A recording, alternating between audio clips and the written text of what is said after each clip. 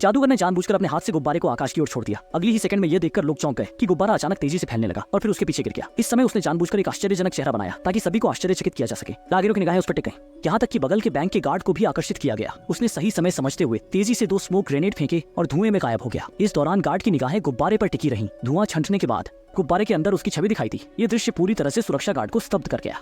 जब हर कोई सोच रहा था कि वह वास्तव में गुब्बारे के अंदर है, तो पता चला कि गुब्बारे में वास्तव में एक प्रोजेक्टर रखा हुआ था और वह पहले ही कुएं से होते हुए सीवर में प्रवेश कर चुका था। इसके बाद उसने बैंक के बाथरूम की दीवार तोड़ दी, जिससे वह चुपके से बैंक में प्रवेश कर सके।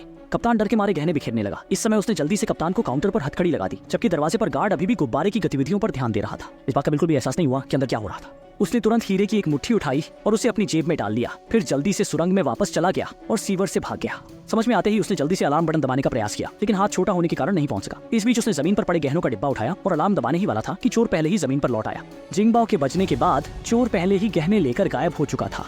धन्यवाद, अलविदा।